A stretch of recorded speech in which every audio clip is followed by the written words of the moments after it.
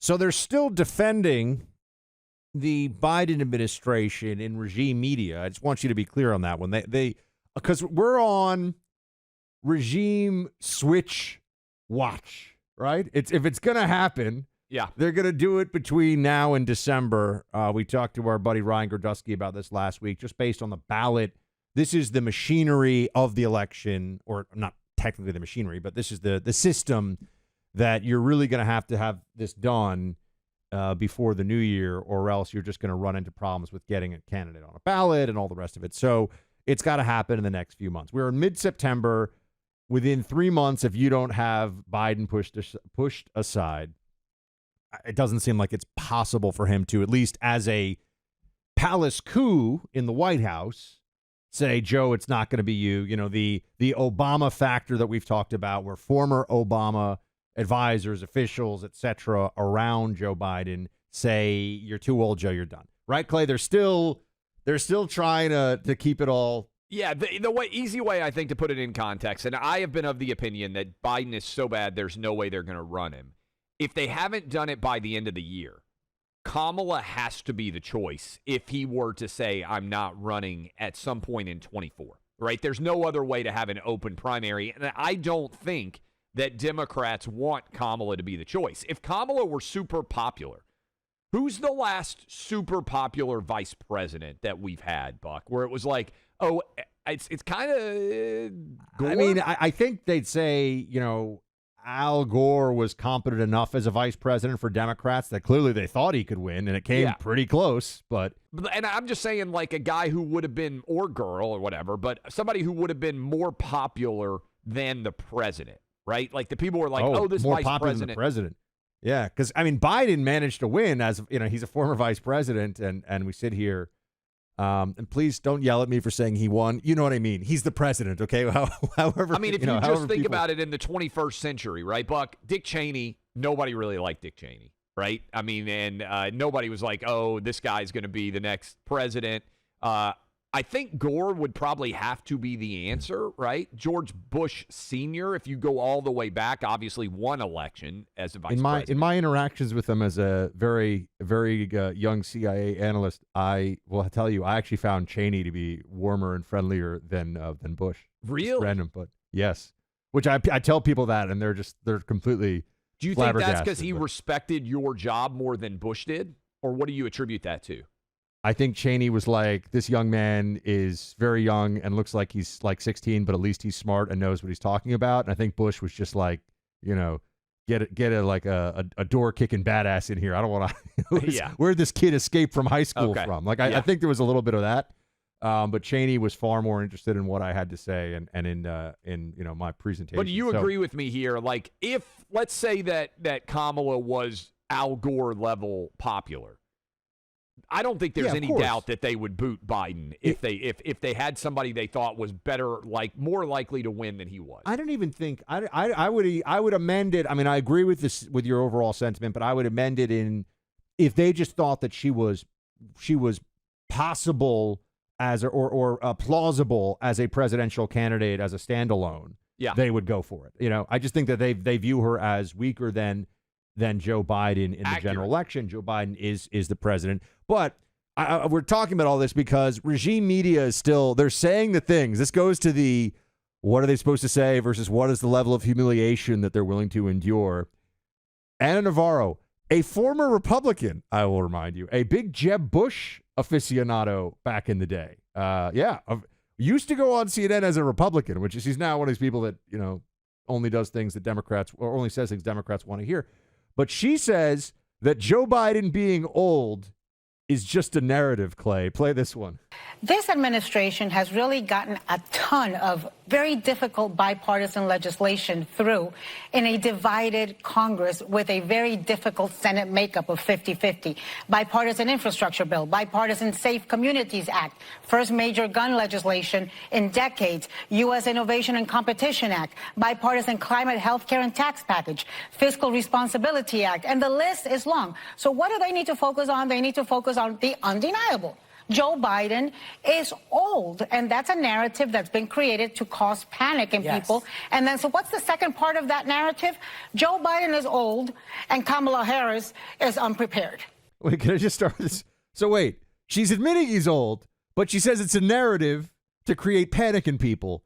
But if it's just true, I don't think you could say it's a narrative like your name is Clay Travis. That is not a narrative created for some nefarious purpose. It is just a fact. It's funny, too. Yes, you could take it outside of that. Like peanut butter and jelly sandwiches are popular.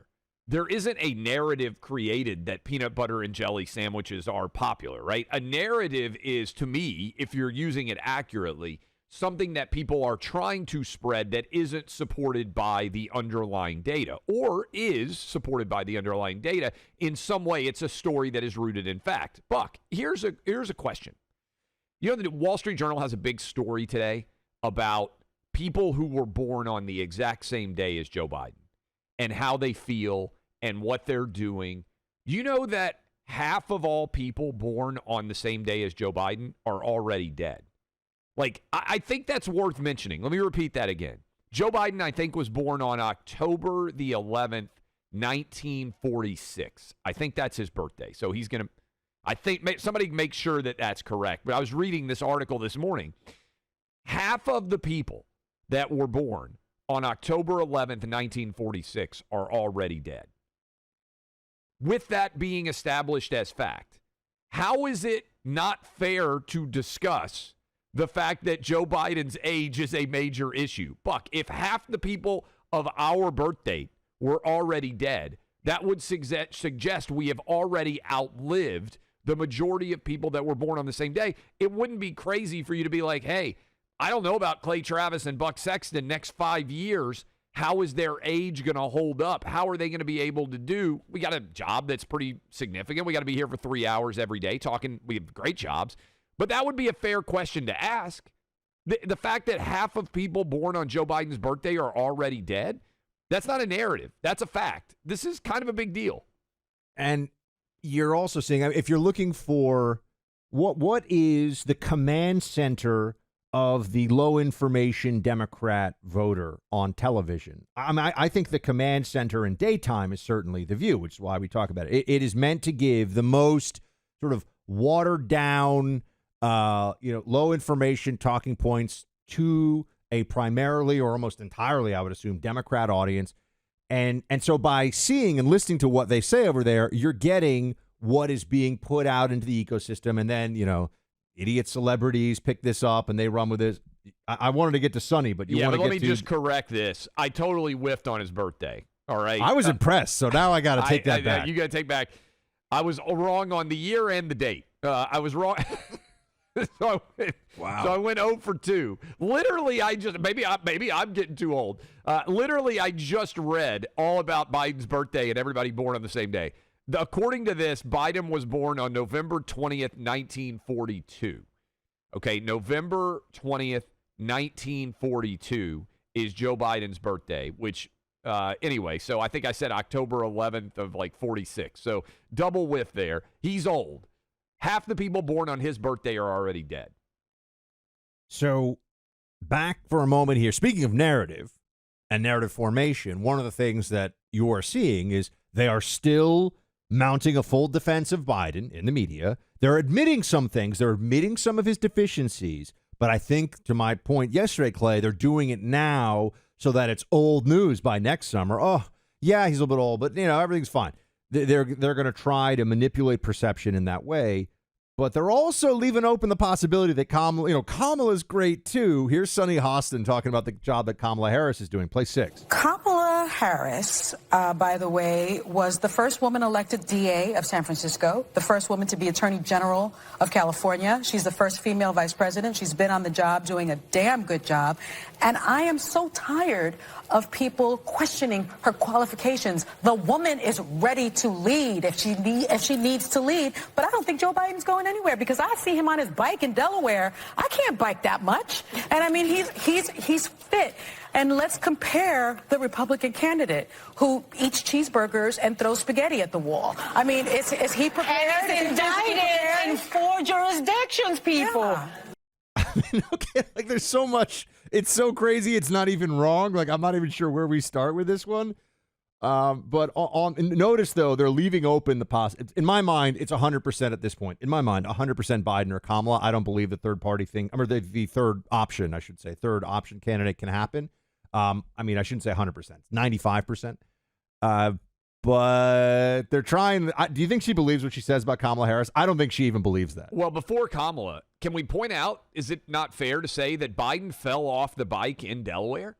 Like, if you're going to brag about him riding the bike, the most viral moment of Joe Biden on a bike is when he pulled up and fell over right in front of the media while biking in Delaware. So I don't know that that's the way to go. No, Kamala, look, Democrats, Republicans, Independents. If you said right now, Joe Biden just had a massive stroke, massive heart attack, he has passed, that would be awful. I would hate for America to have to go through it. No one is feeling confident to see Vice President Kamala Harris raising her right hand, which I believe would almost immediately happen. Do you think in China they're like, oh, now we're really in trouble? Or do you think they're like, well, if we're going to do Taiwan, we might as well do Taiwan now? Like, as bad as Biden is, Kamala's worse. The one choice Biden made that you can point to, Buck, and be like, actually, he made a decent choice there, was he managed to pick the person who is more incompetent than him to actually be his subordinate, which, I mean, is on some level a credit to him because it means that he's indispensable even in his awfulness. I still think that the Democrats view a Democrat presidency almost like the way some European monarchies were operating for a long time, where there's this person and everyone knows the person and they use the name and it's, the crown or, the regime or whatever. But it's really the prime minister and a couple of other people that are making it's like a Regency, yes. When you had someone who wasn't capable of being the king yet, you would have somebody sitting in their stead, basically. And I think they're entirely comfortable with that. And that's why they view it as the Democrats are fine with it. No Democrats, I believe, will be turned off by Biden's age because they don't think that Biden's capacity for higher level cognition or his endurance physically and in terms of health day to day matters, as long as it is Team Biden in the very general sense that occupies this White House. And I think that then translates into their feeling about Kamala Harris as well. It's just a question of, can they fool voters one more time? And if they can, enough voters, I should say, one more time. And if they can, I think they're happy with it.